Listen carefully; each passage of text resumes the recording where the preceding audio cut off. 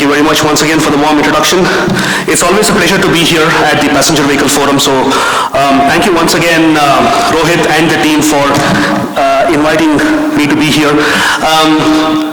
For those of you who don't know, Arun San was my boss when I was at Nissan India. It's very rare that you get to be a moderator and your boss is sitting in the panel, right? So I'll try to make the best of it. Arun San, thank you very much for being here.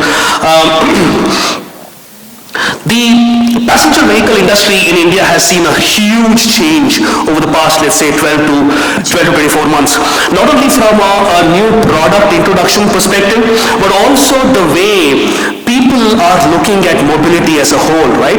It's no more our traditional ways of purchasing and owning a vehicle. Today we are looking at new innovative models, transitioning from ownership to usership.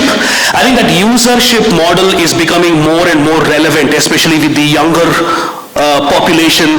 I think we saw how the urbanization is going to increase in the next couple of years, and that is driving a lot of new business models and how people look at vehicles and how they consume and use vehicles, right?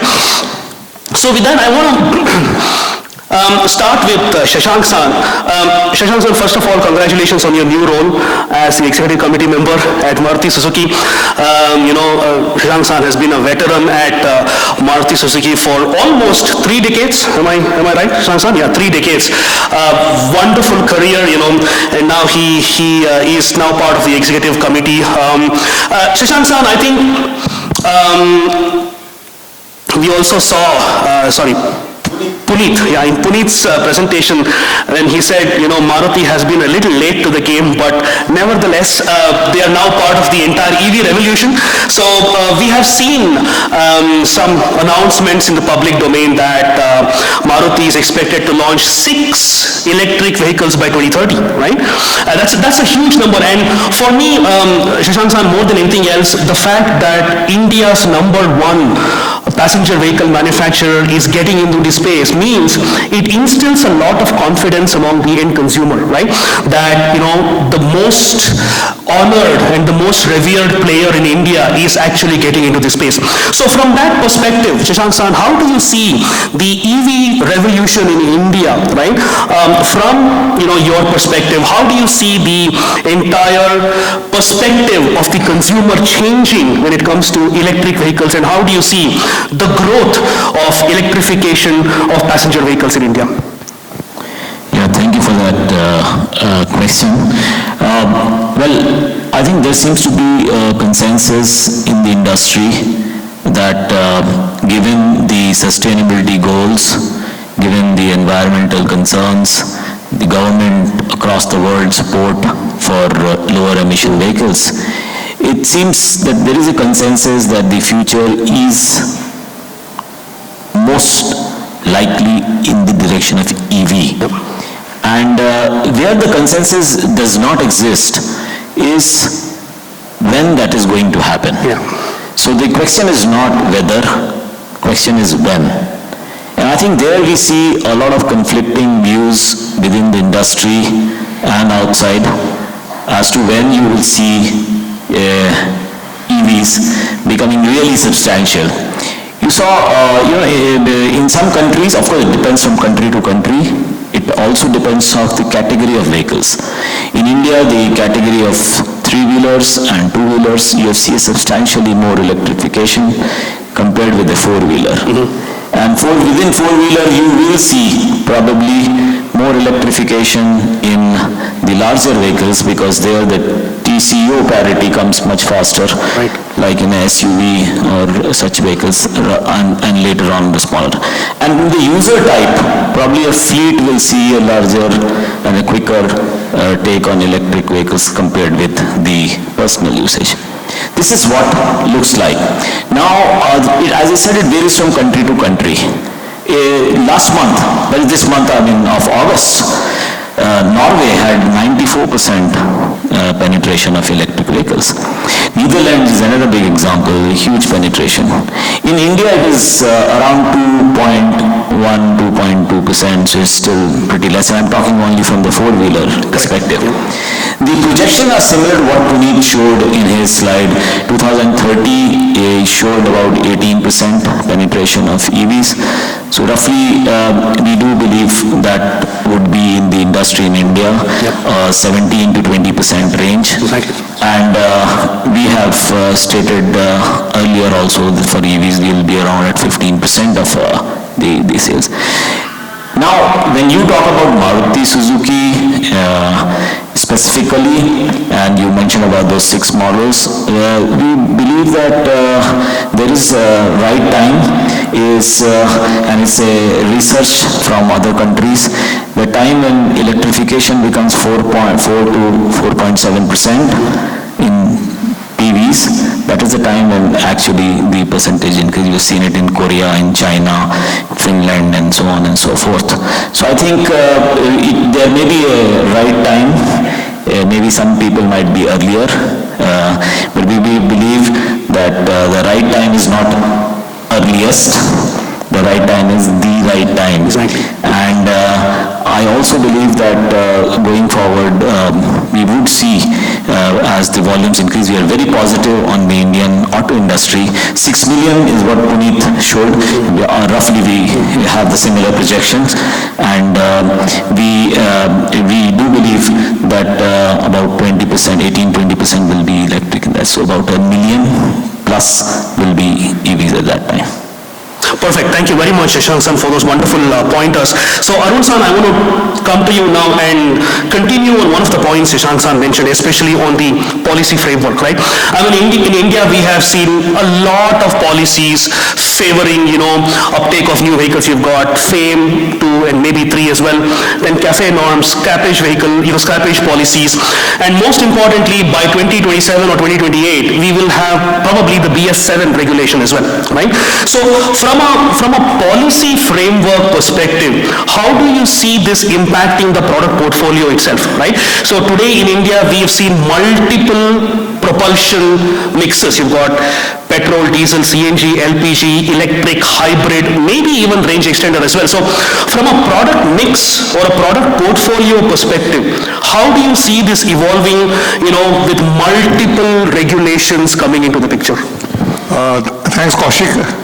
I think today we cannot look at EV or any other fuel propulsion from a homogeneous perspective. Correct. It's very different across segments. Like in three-wheelers, if we count auto rickshaw three-wheelers even, 50% is the penetration of EV. In two-wheelers, it is about 6%, but only the scooter segment is covered. In passenger vehicles, as Shashank mentioned, it is 2%. And today, I think we are entering the era of what you call the coalition or the rainbow coalition. Yeah. So that's why we have petrol, diesel, CNG, hybrid, all the fuels which are coming across. Now, as far as government policy is concerned, I think there is a challenge. I would like to spell it out because you hear different voices. Exactly. And we need a more consistency. If I just take the announcements in the last 15 days, one side we say the FAME 3, which was to come in April, hasn't come. There was some extension, it has to come. The contours are not clear. One contour is clear that the FAME benefit is being reduced day by day. Then 2 days, a very senior minister is requesting or pleading, or I would say saying to the finance minister of the states that in hybrids, in flex fuels, it should be reduced to 12%. And we are not very sure whether the GST, which is 5%, will remain accordingly. So, and then you have the sword of CAFE 3 on the head. And CAFE 3, the way it is being proposed, although the contours are still not very clear, it can have a serious impact on the growth of the industry. I mean, I would say, Puneet, if you have CAFE 3, the way strict norms are put in, I'm not sure the industry would be 6 million. So clearly there is, I think, the need for a consistency of policy, a direction, because industry looks for a direction, because investments have to be made. And even customers are sometimes get confused. Last month, EV sales were down, passenger vehicles, the whole thing went up. Yep. There are a number of serious companies coming in, EVs now. Clearly, two of the people representing companies, Kaushalya from Mahindra, very serious plans, and also Volvo and Maruti. So clearly, they will come out. So two things will happen. One is more consistency in policy, The second thing is the way that each technology evolves. It will also make a difference of its acceptance. Now suppose in EV, the battery EV or the battery could evolve in an extent that the range can increase dramatically, or the size could go down, or the price could reduce dramatically. It will be a different tangent. So it's a new dawn, but it is a very, very misty dawn at the moment. I completely agree with you, Arun San, especially when you spoke about the need for consistency in communication, right? That probably is missing these days. So, Kausalya, I want to come to you as a continuation of the point Arun San mentioned. So now, obviously, with a little bit of a diversity in communication, for lack of a better word, we are seeing hearing from multiple quarters. How does that weigh in on the investments and OEM is going to make towards future products, right? I mean, classic example, it's already in the public domain that Mahindra is partnering, or let's say getting into a venture with Volkswagen Group to share, let's say, some of the electric vehicle aggregates and platforms. So does that make you stop back and think, okay, I mean, we are investing so much now. What if the policies are reversed in a few years' time? Does that, weigh in on your decision-making process? How do you see that, from a product planning or an investment perspective for an OEM? Yeah, so like Arun mentioned, I think it's a long lead industry, right? Yes. So when we make investments, it is for a significant period of time, and from that point of view, the hope is for consistency of communication and therefore the direction that the industry sets. But from Mahindra's point of view, I think we are very deeply invested. He showed in our slide that we are gearing up to launch more EVs, born electric vehicles. So there is a clear commitment with respect to what we intend to bring to the market. And I think what we intend to bring to the market has two aspects to it. One is what is the technology of the fuel, but also what we think will hit a sweet spot with consumers. Because I think that's the important piece in this. What is the consumer sentiment towards overall mobility today, right? And Puneet talked about a little interesting trends, but we see that SUV aspiration has been continuously growing in the country. You talked about 40, it's crossing 50, 55, and that segment has actually now caught the imagination of consumers. The kind of features and technology that consumers are now expecting in their cars, right? So every single vehicle today will have the highest levels of safety. Most of our vehicles are global now as an industry and can hold their own in any country. So in terms of the kind of expectations that consumers have, electric actually kind of lends itself very beautifully to actually packaging a lot of those features into the vehicle. And the form factors that we are known for is also very aspirational in the country. So I think that triangulation works very well for us. We also are very confident that the climate goals and the crude oil goals that the government has set are very sacrosanct. We saw in Puneet's slide again, we have a lot of pollution. We need to address that immediately for future generations. We're very committed to India's commitment to a cleaner planet. We're also very committed to the fact that we want the Atmanirbhar and the Make in India goals to also be met. So I think that combination of things really works in the favor. And for that, you need to partner with the world's best and bring the best technology to the consumer. So I think that aspiration continues to drive us. Perfect. Just to touch upon the consumer point, I'll come back to you, Kausalya. Vishal, just to continue on the point Kausalya mentioned on the consumer aspect, right? I mean, you represent BMW, and again, congratulations to BMW. They clocked the highest ever sales in 2023 with almost 23,000 units, right? With about 12 to 13,000 units of passenger vehicles and about 8 to 9,000 units of motorcycles. Now, you kind of form the interface between the OEM and the consumer, right? Being at the dealership forefront. Now, so continuing on the point Kausalya mentioned on the consumer perceptions, right? How do you see the entire premium vehicle segment growing? Number one, from an electrification process, because we've been talking about electrification, because I've seen the i3, i8, maybe not so much, but the iX model becoming really, really popular, although it's probably one of the most expensive products. The body style, being an SUV, is really, really so popular, so I see quite a few iXs on the road.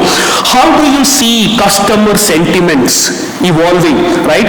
Both from a product perspective, with more and more electrification, and from a premium vehicle perspective, how do you see the premium vehicle segment growing in India?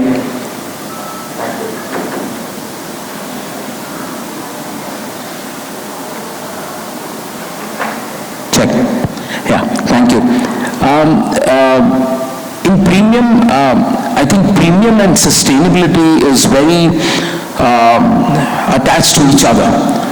Lot of thought process on being premium has been changed, if you see, especially in the last 4-5 years. It's a lot of how cars are being futuristic, especially at BMW. What we are seeing is how futuristic you are, how many IoTs in the car, what kind of materials are you using to build a car, how consumers are relating to, for example, the new trend in premium is coming as vegan leathers.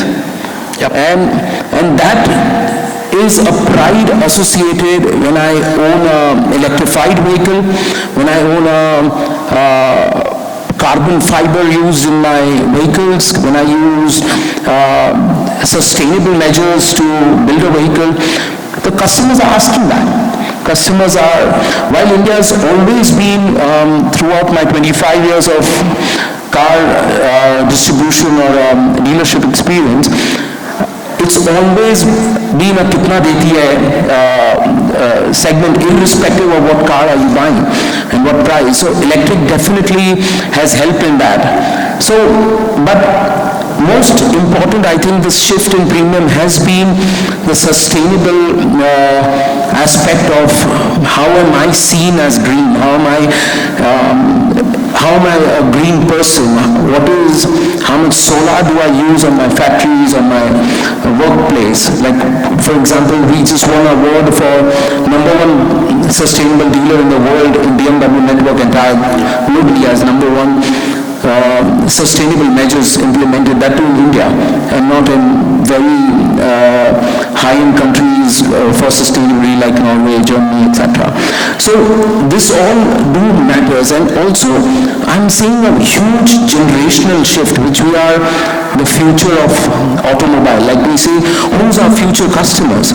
These are the customers who have not yet got their cars. They are the Gen X, Gen Alpha. So generations are changing. The Internet of Things, like how you speak to your car, how you are tracking the car, everything is on app today. In BMW, the connected drive is, everything is on, you can start your car, you can monitor your car, you can send a key to your driver through WhatsApp. All of this is a generational shift. Of course, the older generation will not use 80% of these features, but everyone, it's like a phone, you want to have it even if you don't use it. So the next generation is definitely getting catered, and I see that being a big focus from BMW perspective for electrical as well. BMW is #1 in the world in luxury electrical sales, and so in India. And definitely the futuristic product and development is helping in those sales and aspirations. So Vishal, to continue on that, you spoke about the generational shift, right? Just to tie in with one of the points Puneet made earlier as well, in one of the graphs he showed 400 million to be added to the urban population by 2050, yeah? That's one part of the equation. The other part of the equation is the non-urban population, or let's say the rural population. So from a premium OEM perspective, what shift do you see in terms of customers coming in more from the rural India or the non-metro set of customers? Because I have seen that we see a lot more interest among the tier 2, tier 3 customers who are affluent in many ways, wanting to acquire and use premium vehicles. So how do you see the shift from an urban to a non-urban customer, and where do you see the growth there? I think the best part about the shift is the internet, because it's irrespective of where you are today. Like work from home was one of the concepts we started hearing in COVID. So and so did online education. So the education is what drives all of us, irrespective of where we are. So when we see the tier 3, tier 4 cities getting more educated, and our online education, or whether you are shifting your base to a city like Pune, which is also like the Oxford of the East, and where we see education driving financial freedom driving driving we to be seen and arrived, and where we going to be, like how we are going to be seen in luxury is also very important to show that I've done something in life, I have arrived, I have achieved. This is a self-reward, which we also heard in COVID, that we live only once. So coming back to your question, I think education and then getting picked in the right campus to have a right salary as starting, and then how we grow, that has really helped, and that will help our next growth from the tier 3, tier 4, tier 2 cities. So social recognition is one of the key drivers there, from what you said. Understood. Yeah. So Pranshu, coming to you now, I think Shashank San spoke about TCO parity, right? And I think one of the key elements of TCO parity is to be able to monitor vehicle parameters, and that is where, telematics, fleet management solutions play a big part, right? Both from a fleet operator perspective and even for an individual consumer. So you spoke about, regulatory compliance in your slides as well, and the fact that in India we are seeing more and more telematics-based, let's say, fleet management solutions becoming the norm more than anything else. So how do you see this from a localization perspective? Because till very recently, a lot of the smaller components, your microcontrollers, chips, were still being imported, right? But today, we are building capabilities and competences of our own, being manufactured in India. So from a localization and competency development perspective, right, how do you see the entire electronics semiconductor ecosystem in India evolving? Hey, thanks, Kaushik. Electronic components are being manufactured in India, but they have for years been manufactured in China and elsewhere. So when you look at it from a component manufacturer's perspective, it takes a fair amount of resources to design a specific IC or a chip, and then to set up the fabrication to manufacture it. Now, where are the costs of manufacturing lower? Is it China or India or elsewhere? And, what are then the export, regulations? If a Chinese vendor, there are a lot of Chinese companies that are setting up shop in India, but that is to counter the anti-China movement, right? The other part is, when you set up a fab in India, what is the local consumption within India and what is the export requirement of it? So, for example, there are factories or manufacturers that I'm aware of, they are setting up 5G module manufacturing facilities in India. Those are already operational. And their customers are larger companies in the mobile space. Now, the auto industry uses some of the similar components as the mobile space, but they are not as minuscule as mobile because of vibrations and other factors. So the area that is to be soldered has to be slightly bigger from a mobile versus an automotive because it needs to withstand the vibrations. So the requirement for those larger sized components that do the same thing as the smaller sized is an automotive requirement, not a mobile requirement. And so the problem then from a chip manufacturer is, do you set up shop in India and the requirements out of their factory versus continue to run it from China? So with that as a background, currently most of our imports are not, we import most of our components, we do not buy them locally. What we do buy locally is either from a distributor of a product that was manufactured outside of India, and then there are other things, non-electronic that we do buy in India. But I think as the automotive industry evolves in the next 5 to 10 years, the component availability in India will increase.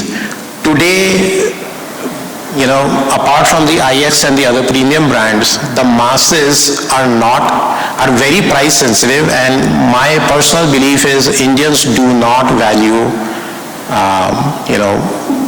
luxury and convenience. The masses. I'm not talking about people in this room or the affluent category. The masses do not.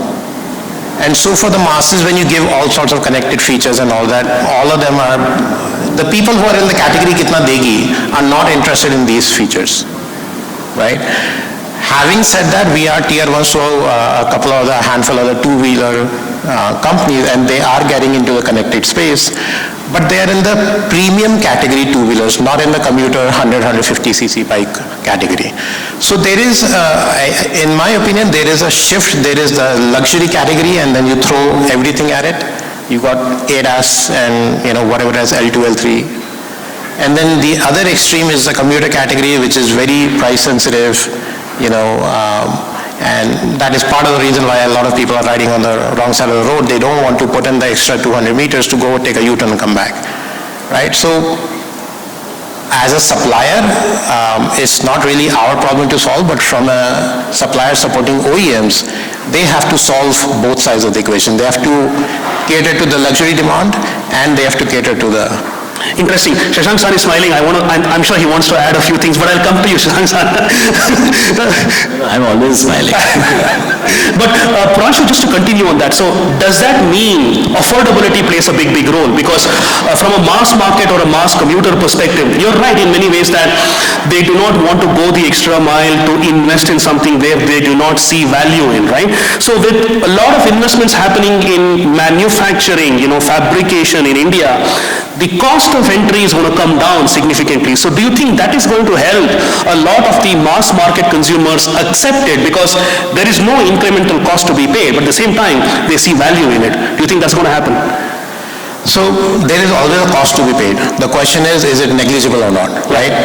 And I feel, having been in the two-wheeler industry, so to speak, from a distance, the cost of living is going up for everybody, right? Including my driver and everybody else. Whenever I ask my driver, do you want a tracker for your bike? And his answer is, sir, free mein de rahe ho kya? Right? And the cost in my business is not just the cost of the unit that is installed at the factory or one-time cost, it is the recurring cost, the telecom costs and the cloud charges. That is the killer. People globally, not just India, are willing to pay for entertainment, but not security, right? You may have laptops and TVs in your house, but you may not have a burglar alarm in the house. How many people have house insurance? So those are my arguments when I say it's going to become affordable and people will buy it. It's a tricky question that the OEMs are better. So Pranshu, you are asking some very existential questions for all of us here. I think That's why you got me there. So I want to come to you, Shashank San. This is a point I've always wanted to discuss. Shashank San and Kausalya, from your perspectives. Shashank San, I read an article where you spoke about amplifying the voices of women decision makers, right? And there was an article very beautifully written where you spoke about how Maruti Suzuki has sold 9 lakh vehicles to women buyers. That means vehicles registered in women's names, right? So essentially the way we are looking at it is how the traditional decision-making process in consumer households is shifting. That means women today have a greater voice in making that decision, okay, which vehicle to buy, the specifications, the colors, the variants, and so on and so forth. So Shashank San, from your perspective, how do you see the preferences from customers evolving as we see more and more women buyers expressing their opinion, expressing their willingness to be a participant in the decision-making process? Yeah, so I would like to, not make this gender-based, of course. Consumer preference. It's when I heard some of the points being made, you will have a combination of criteria for consumer preferences, always. But generally we speak of one point and then we discuss around that particular issue. Like in this case, we're talking of gender, but in some earlier case about rural versus urban. In one case, we talked about fuel efficiency, kitna deti, and luxury. I think India is a very, very vast market, and if you are looking at selling products to Indian consumers, and we are a developing economy as well. Therefore, we will see a mix always. We talked about EVs, etc., etc. I think there also you will see a mix of technologies going forward. We talk about the consumer criteria for purchase changing. It has changed. Initially, it was largely fuel efficiency. It wasn't about design so much. It was about maintenance costs. It was about network, because as a consumer, Indians were less experimentative, and that comes because our per capita income was less, and as we grew economically, we are becoming more experimentative, and hence we find these different behaviors. To be sure, a large percentage of population is still in the earlier mode, we call it Bharat, and then we have this India. And this is not about geography. This is not about urban, rural, Mindset. women. It's about the mindset, exactly, the psychographics, if you can call it.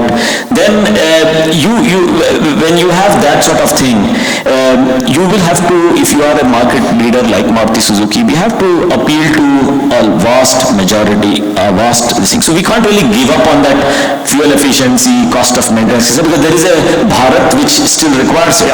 Then there is this new India, which is more urban, more tech savvy, etc., etc. So when we talk about rural versus urban demand, remember in India we are only at 32 or 36, you mentioned, Puneet, in your presentation, per thousand.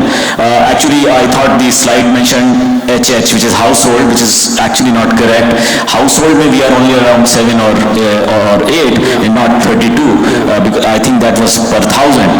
And then you also said that the urban to rural, you have this 1.8x is the income levels, which will go down to 1.4x. So generally, India has a huge potential to go from that 32, 36 per thousand up, and urban also going up, because you have urbanization which leads to a higher percentage of change, and the rural, which is obviously growing 1.4x, is what it will become from 1.8x. Therefore, we need to, as manufacturers, see what are those criteria of purchase now. You have design as a measure. Sustainability was mentioned by Mr. Agarwal as one of the very important criteria. Safety is becoming very important. So there are other factors which come to it. On the women part, where we discuss, one of the factors is the gender also. Correct. So initially, we used to say that this is essentially a boys' toy, the cars, and the decision of which technology, of what transmission or what this thing will be taken by the men, and maybe the color part we will check with the women is what used to be. But I think that is no longer true, and it's not true for a very long time. In fact, women decision making, we have found is in fact we are doing some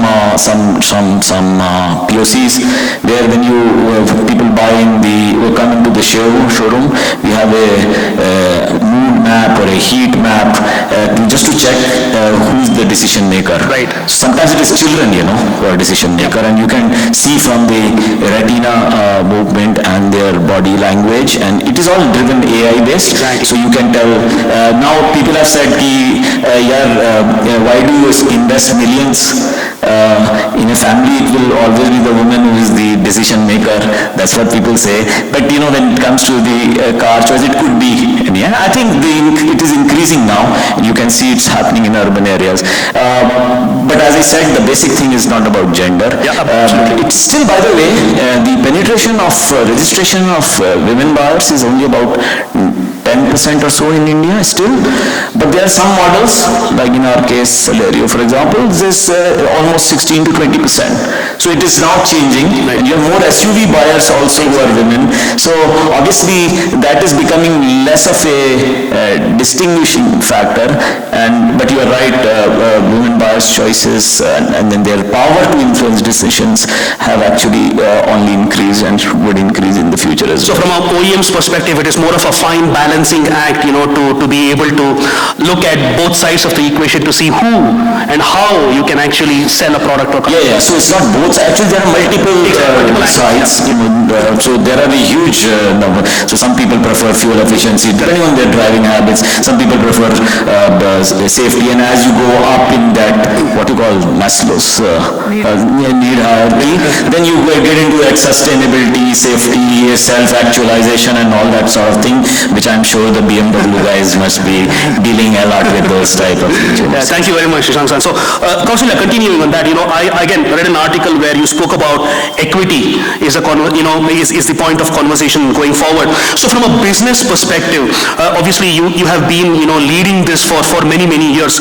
How do you see, certain responsibilities? I remember you mentioning that certain roles which are native to women, where you can probably perform a lot better than, men. So how do you see the business side of the automotive industry striking a balance, some form of a balance with gender-neutral roles? Like Shashank-san mentioned, it's no more gender-based, it's gender-neutral roles, right? So how do you see this evolving from a business or a manufacturing perspective? Yeah, I think Shashank-san put it so beautifully, and I genuinely feel like today when people walk into a showroom, and Vishal would concur, I think the decision makers are so many. Children are very strong influencers in decision. Spouses are very strong influencers. Sometimes parents are driving decision making, because mobility is about usage and who is using the car. The car remains the second most aspirational thing for Indians to own. So it is a big investment, it is, and we see that constantly playing out. We've had people come in and talk about ingress and egress from an aged person's point of view and whether the vehicles can do that. We've had kids come and choose color because, they love certain elements, and we've had spouses weighing on decisions even if they're the occasional drivers. And like Shashank-san said, I don't think we should get into the whole gender element. Women are increasingly buying cars. In fact, some statistics I heard is that the number of licenses issued to women is doubling every 6 years in India. So you are going to have a lot more women who want to drive their own car, but of course they are an extremely valuable stakeholder in decision making. Coming to, if your customer is multifaceted, if your customer is diverse, if you need to create products that appeal to different sensings of what is important to them, then the people who are designing, the people who are building, the people who are manufacturing and selling also have to have that sensitivity. And therefore I feel like the conversation has now moved to how do you have a diverse, inclusive workforce, and that's something that we pride ourselves in as a group as well. But the fundamental thing is, if you're creating for a diverse set of audience to buy the product, then your workforce has to be able to bring the perspective in.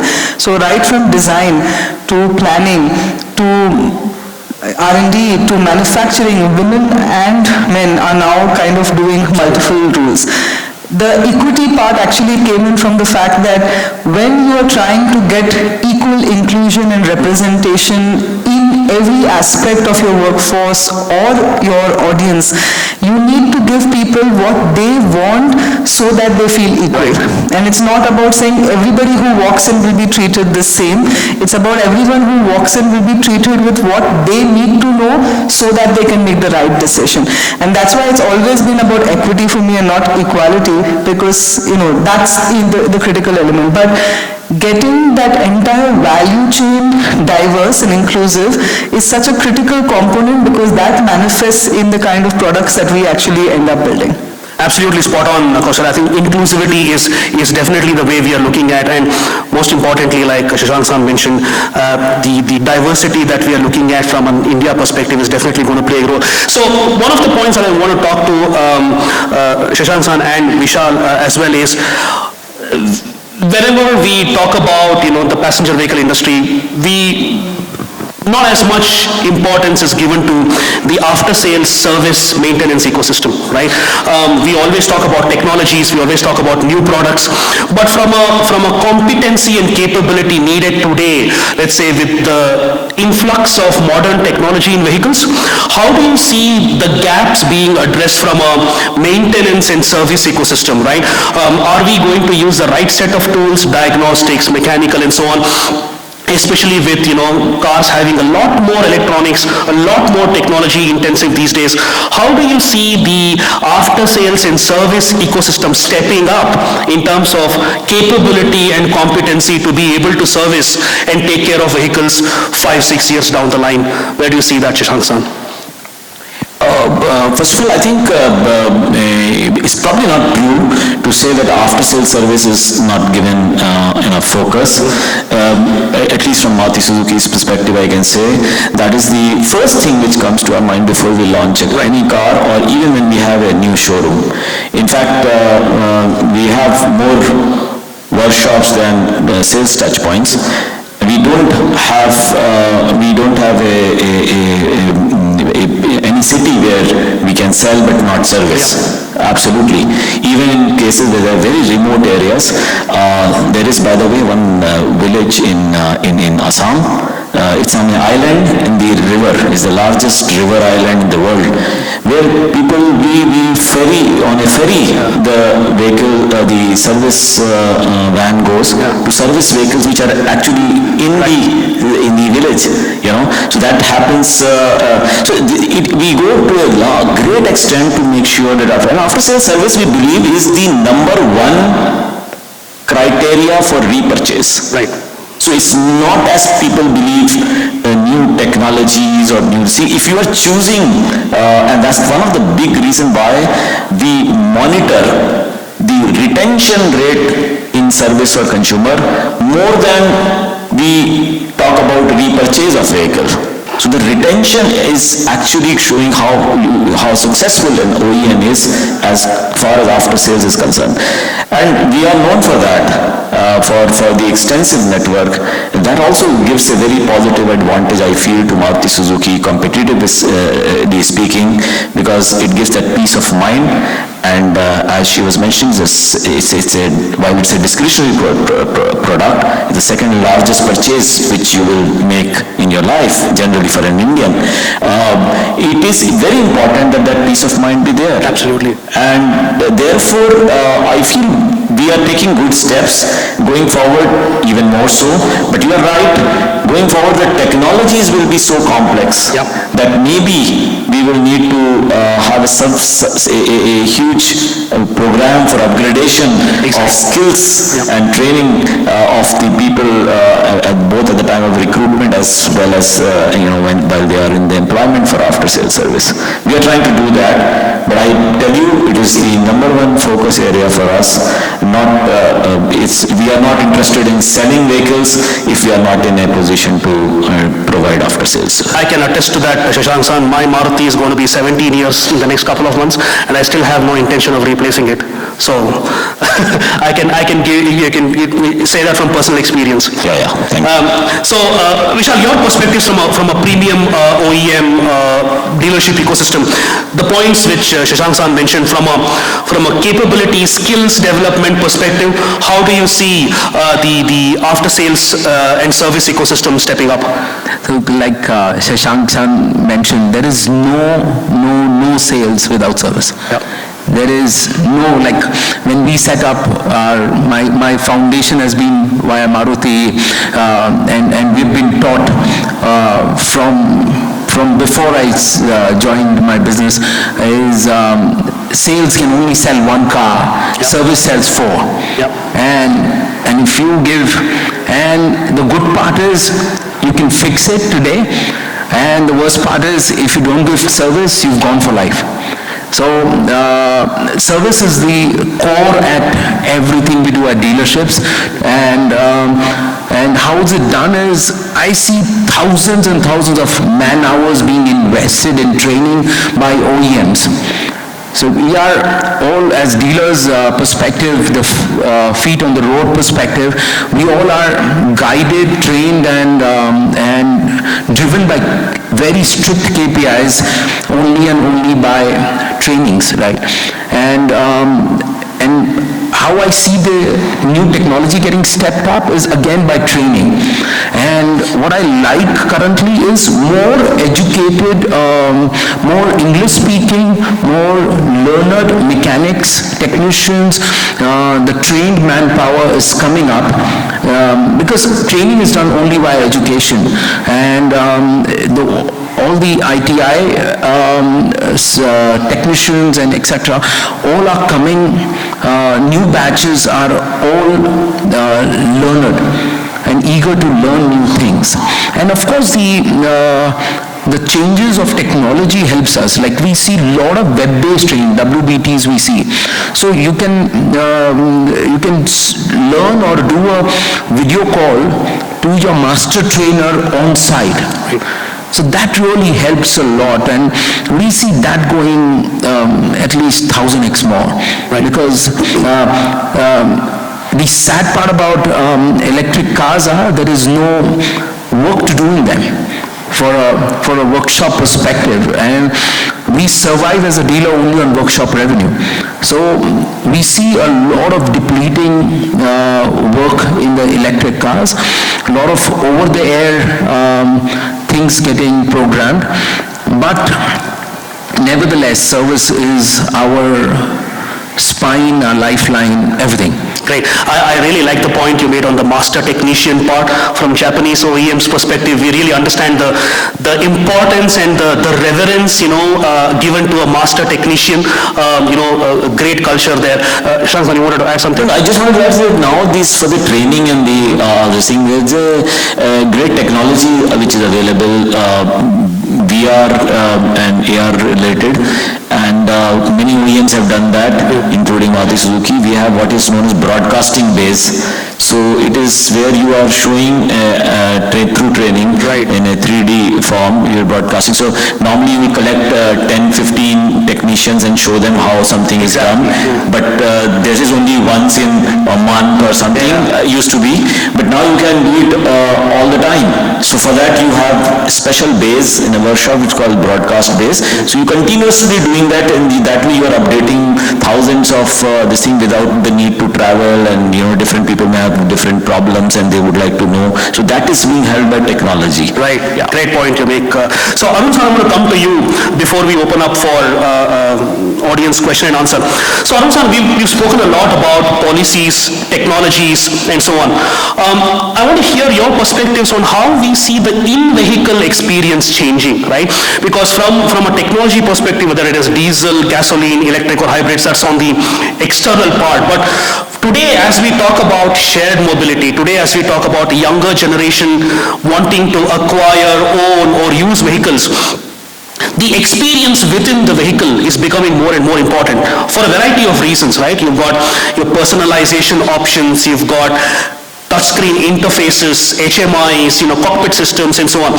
So how do you see the entire IVI or in-vehicle infotainment and in-vehicle experience evolving from an industry perspective, and how important is it going to be from an India context going forward? So you see in India, if you look at 3-4 things which are driving, one is awareness, other is availability, then aspiration and affordability. Aspiration, yeah.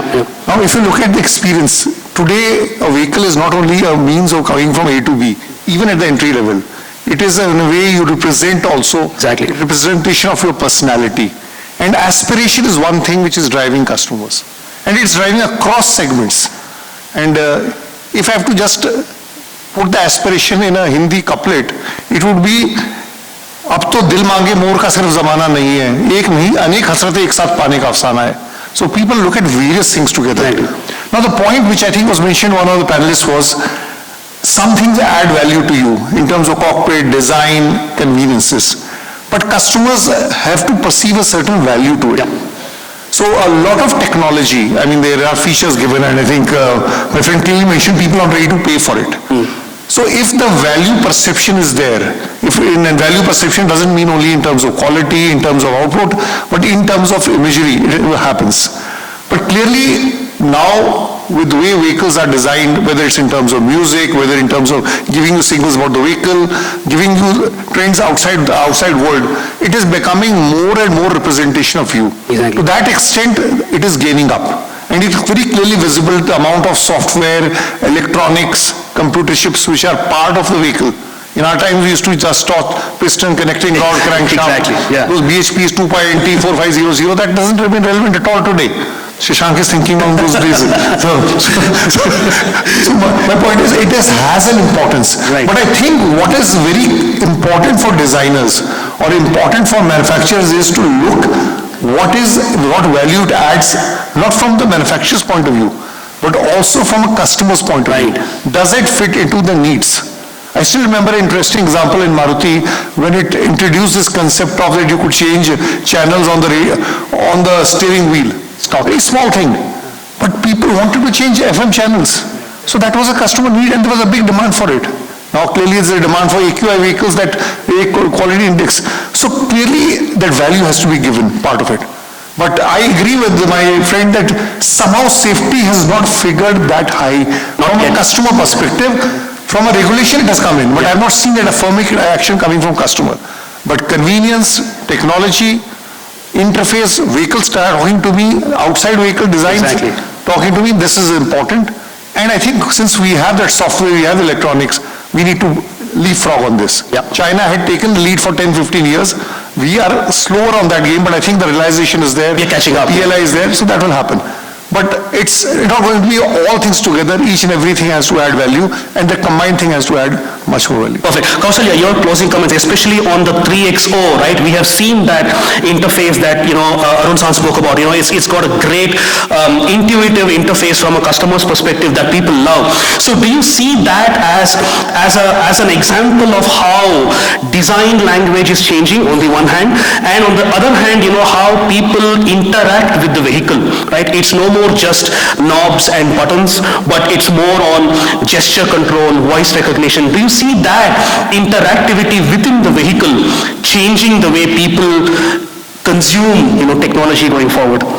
Yeah, also Indian commuters spend a lot of time on the road, right? Yeah. I think, so from that point of view, if the car is morphing into your mobile phone, Exactly.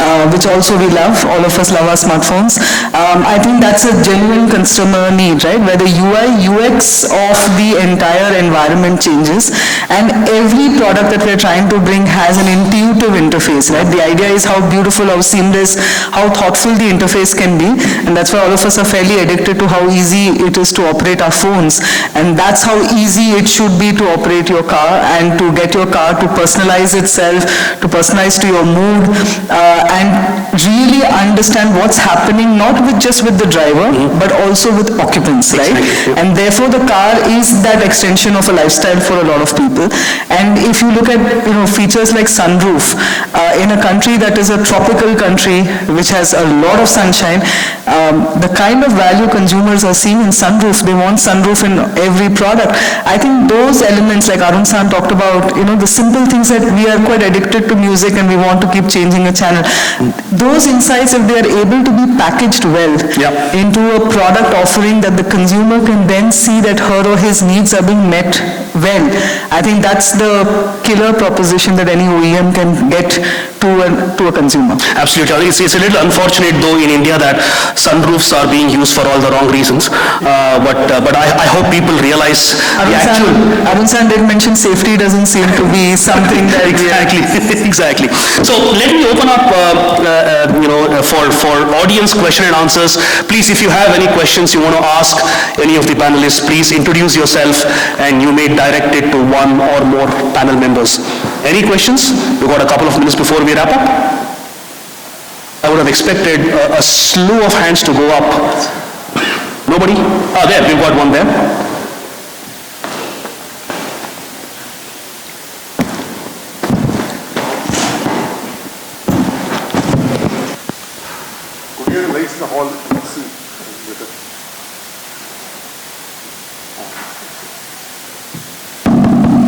Yeah, good morning everyone. Myself Satyadev Gupta from Bharat Petroleum. Sir, I wanted your views on with the increase in EV penetration, how it's going to affect auto ancillary sector. How is it going to affect what? Auto ancillary sector, especially engine manufacturers, engine parts manufacturer. Interesting question. Who wants to take it up? Effectively, already if you look at our vehicles, even which are IC engine vehicles, the amount of electronic software going into it is also very high. So a lot of components which are being developed, they look that they are only relevant for EV, but they are also relevant for hybrid vehicles and IC engine vehicles. And there's a phase of evolution. You have certain components which will take time. But I think the EV penetration at this point of time, it's not dramatically going to happen. To that extent, it is safe. But a lot of mechatronics, electronics, software which are going into it is changing the entire landscape of the automobile. That is why I think it's in safe hands. And India still is a big challenger to China as far as auto ancillary, and we are still if you have to take in value terms, we are still 1/10 of China in auto components. So the export market available for India in the China plus one strategy, which seems to be in people's mind, it's a great opportunity. And there's no wonder you'll find all the auto ancillaries, the big auto ancillaries company shares rising dramatically by 50 to 80%. That's a reflection. The confidence of auto ancillary is very high. I think, even if you look at what ACMA is doing in terms of, improving the competencies of the member companies, auto component manufacturers, I think definitely in the same direction you mentioned, Arun sir. And one more query I have, sir. How competitive we are globally in terms of auto manufacturing? And how it will affect our exports? In two-wheeler we are exporting with the market leader Bajaj, but in four-wheeler we have seen limited. You have two of the most competitive, globally competitive OEMs sitting here. You want to answer that? I think we will have our ecosystem of manufacturing is getting better all the time, and I'm sure that in the coming years will be more competitive in on the global platform as well. One of the reasons why we haven't exported as many vehicles in industry, I'm talking of the industry, we export good number. Quite a significant number, yeah. We are number one for the last 3 years, and we export 42% of the total exports which comes from cars in the country. But no, I'm saying that one of the reasons was that we did not have enough scale. We did not have enough skill, and maybe because of our ecosystem being in the developing phase, we were not as conscious of quality as we should be if we want to make a mark on the international level. And I think all those factors are getting better.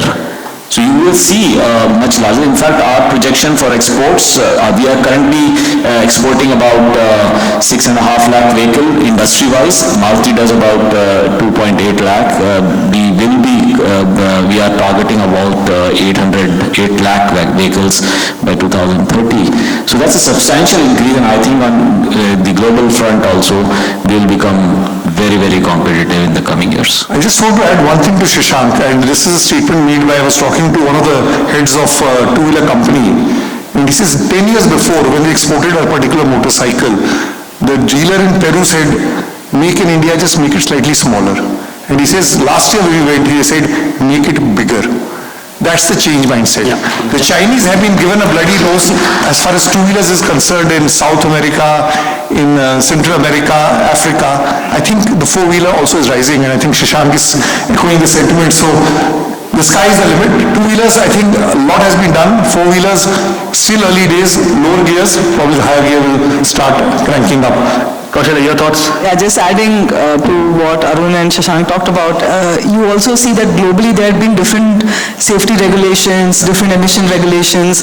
So when you have a very large domestic market and you're catering to certain emission norms, certain safety norms, you're kind of catering to that market.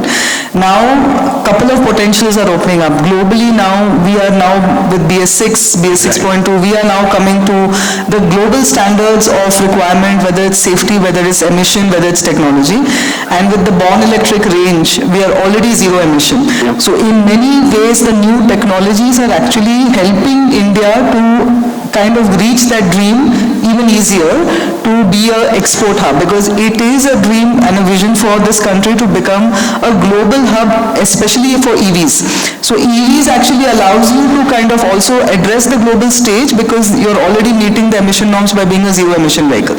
So I think that the potential, like Arun San mentioned, is limitless, and now you will see that traction actually growing. I think the fact that, like you pointed out, since we are on par with the global norms, so built in India, built for the world, right? I think that's the mantra going forward. So thank you very much. Any other questions? Thank you, sir. Yeah, thank you. We've got a couple here. We've got microphone here, there. We can take 2 questions before we wrap up. Yeah, hello, good morning all. This was really insightful session. Thank you very much for the same. My name is Ashutosh. I am working with Mercedes-Benz India. Yes, of course, as also panel experts mentioned, that sustainability is very critical and it is very important at the moment, and that's why the need for EV basically. But my question is, considering the other part, for example, like what about scrappage or recycling of the batteries? Because we are just talking about again only sales part of EVs, more and more sales, but what is the current policy of government, or maybe what is industry opinion about the same? Just interested to know about it. Excellent question. Yeah. It's a great question, because when you say about EVs, we are also have to talk about what happens after. So it is not just about having emission-free vehicles, but also about the levels of recycling that you do, reusage that you are doing. In fact, when we talk of emission standards, generally speaking, there is a great debate going on in the industry, as also amongst the policy makers. We talk about tank-to-wheel emissions, where clearly you see EVs have got much lower emissions. But we have also to talk about well-to-wheel emission. What it takes in India, for example, a large percentage of the electricity is produced through coal, thermal mills, like almost 65-66%. Maybe if you look at well-to-wheel, the equation changes in relative terms for different powertrains. But then we have to go forward of what you do, recycling, as you just mentioned, and that is called cradle to grave. From the point when the thing was made to the grave, which is when you finally, and that is the big debate amongst policy makers in the industry. Some countries have done much better than us, and we are, I think, now at the time when we are also looking at policies relating to scrappage, about reusage, recycling, and so on and so forth.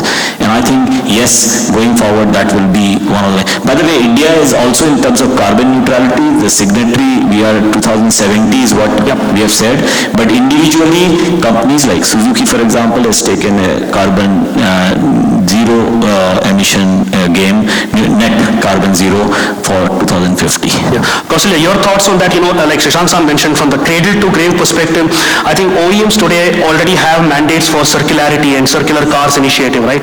So your thoughts on that? There's already something called extended producer responsibility, EPR, and there are many such policies, because it's not just EV. If I leave even the EV part of it, responsible circularity is very critical, right? Because plastics are used, etc. So I think from that point of view, India you will see a lot more policy rollout happening progressively on this, because industry is still very nascent. The other element is automotive grade batteries have second and third life applications globally which are developing. So a lot of companies now who are looking at, say, storage aspects of battery, right? That batteries are used for storing electricity. Those companies are now looking at automotive grade batteries becoming their source of primary raw material. They are developing second and third life options. So India is known to kind of always orient itself to circularity. We may not be the best in curbing pollution, but the thought process that way is very, very strong. So you will see a lot more policy intervention, but you'll also see OEMs very progressively looking at the ecosystem development for second and third life applications of batteries. And when they go to the grave, which is genuinely then extraction of the black matter, and that, you will again see a lot of companies bringing in technology into India to do that responsibly. You're already seeing that, by the way, in phone batteries, For most of us now, in segregation of our own waste at home, we have a separate bin for electronics. So you can be rest assured the country is already thinking about it, and you will see a lot more progress as the car park also increases. I think a couple of companies in India have already exhibited commercial viability, like Atero or Loham, in terms of extracting material. So clearly that's a step in the right direction. Next question, if we may have. Got one question we can take here. Can we get the microphone, please? Oh, sorry, you may have to connect with the panelists later. So my name is Mayuresh Deshpande, I am from Barcode India. So just to take the cradle to grave point further, I was more interested with when we say any part or any asset going from a cradle to grave, traceability or tracking is also important. So coming from an AIDC background, which is automated identification and data capture, particularly when we say barcode, RFID and IoT, do you see any difference when it is IC engines, track and trace, and then there is this EV that we are talking about? For all the aspects, be it batteries, be it vehicles, or whether it is in RM stage, whether it is in FG stage, or it is at a dealer stage. I think traceability is also a part of EPR in many cases, right? Anybody wants to take that? I think, EV is still the early stage. I mean, we haven't reached that critical mass even that in terms of batteries, but I think what Kaushalya mentioned, that whole philosophy of looking at a recycling, or even when you're not recycling, you're able to destroy that. I think that philosophy is coming in, and the focus on sustainability, even coming to across two big companies and across by law even, I think that will drive it. I think we are in more safer hands, and we've started the journey right. There's a lot to do, but I think we're on the right track. Perfect. Thank you very much, panelists, for your thoughts. Just to sum it up, I think the future is very exciting, from multiple aspects, right? We spoke about sustainability, carbon neutrality. I think as we move towards our goal towards, let's say, the 2070 goals or the 2050 goals, in order to make the automotive industry a lot more efficient, a lot more productive, and a lot more sustainable, I think every one of us, including you and me, have a role to play in this, and I'm really looking forward to a wonderful next couple of decades in the automotive industry. So thank you very much once again. You've been a wonderful audience. A huge round of applause to all the panelists here for sharing their wonderful insights and experience. So thanks once again, Passenger Vehicle Forum, Rohit and the team, for this wonderful opportunity. Thanks.